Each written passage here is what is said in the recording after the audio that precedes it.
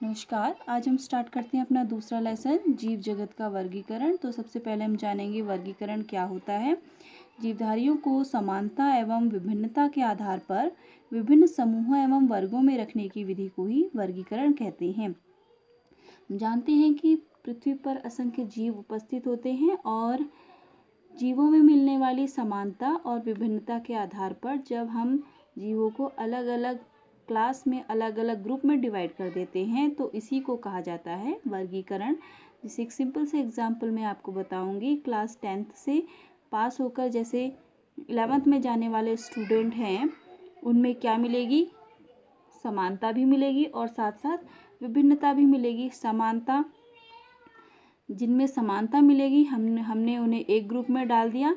जैसे science side का हमने एक ग्रुप बना दिया। क्यों? क्योंकि जो साइंस लेने वाले बच्चे हैं उनमें क्या है, समानता मिल रही है। सभी क्या पढ़ेंगे, साइंस पढ़ेंगे, साइंस सब्जेक्ट पढ़ेंगे। इसके अलावा जो दूसरा ग्रुप हमने बनाया, आर्ट साइड का ग्रुप बनाया। क्यों? क्योंकि वो क्या करेंगे, आर्ट्स पढ़ेंगे। ठीक है, तो हमने समानता और विभिन्नता के आधार पर दोनों एक ही क्लास को, 11th क्लास को दो अलग अलग ग्रुप में डिवाइड कर दिया। साथ ही जो 11th बी का जो सेक्शन है उसको हमने क्या करा, दो अलग अलग भागों में और विभाजित कर दिया। जैसे कुछ में तो समानता है, कुछ क्या ले रहे हैं, बायोलॉजी, और कुछ क्या ले रहे हैं, मैथ्स। तो बायोलॉजी वालों को एक ग्रुप में डाल दिया और मैथ्स वालों को अलग ग्रुप में डाल दिया। तो कहने का मतलब है कि जब जीवधारियों को उनकी समानता और विभिन्नता के आधार पर अलग अलग वर्गों में रख दिया जाता है तो इसी को कहते हैं वर्गीकरण। वर्गीकरण विज्ञान के जनक थे कैरोलस लिनियस, और इन्होंने दी थी एक द्विजगत पद्धति। एक पुस्तक लिखी उन्होंने, सिस्टेमा नेचुरी, और इसमें इन्होंने द्विजगत मतलब दो जगत दिए। जितने भी जीव जंतु पृथ्वी पर पेड़ पौधे उपस्थित होते हैं उनको दो जगत में विभाजित कर दिया। उसके लिए उन्होंने दो जगत बनाए। पहला जगत था जंतु जगत, दूसरा था वनस्पति जगत। और जंतु जगत में इन्होंने रखा एक कोशिकीय जीव जैसे amoeba, paramecium, Euglena, Trypanosoma, Plasmodium इत्यादि। और बहुकोशिकीय जीव ऐसे जीव जिनका शरीर बहुत सारी कोशिकाओं से बना होता है, जैसे मनुष्य या अनुस्तनधारी, रेप्टाइल्स हो गया, पक्षी वर्ग।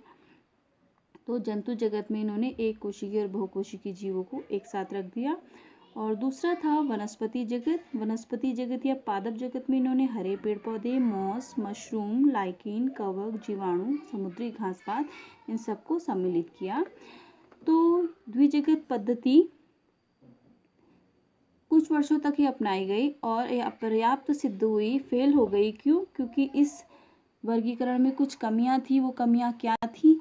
तो पहली कमी है कि इसमें एक कोशिकीय व बहुकोशिकीय जीवों को एक साथ रखा गया। प्रकाश संश्लेषी मतलब स्वपोषी और अप्रकाश संश्लेषी मतलब परपोषी जीवों को एक साथ रखा गया।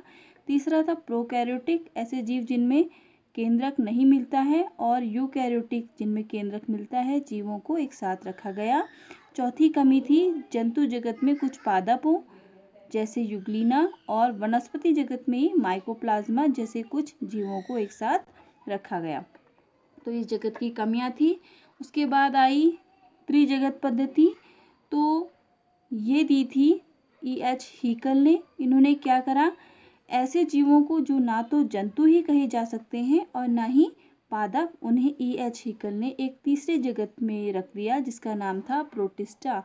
तो इन्होंने कुछ ऐसे जीव जो ना ही जंतु हैं ना ही क्या है, पादप हैं, उन्हें एक ऐसे जगत में रख दिया जो जिनमें एक समान लक्षण मिलते हैं, जिसे इन्होंने प्रोटिस्टा कहा। और इस जगत में इन्होंने, प्रोटिस्टा जगत में जो इन्होंने नया जगत बनाया था, इसमें इन्होंने जीवाणु, कवक, लाइकेन, शैवाल और प्रोटोजोआ को सम्मिलित किया। तो आज हमने पढ़ा वर्गीकरण किसे कहते हैं, द्विजगत पद्धति और त्रिजगत पद्धति। तो इसे अपनी कॉपी में नोट करिएगा।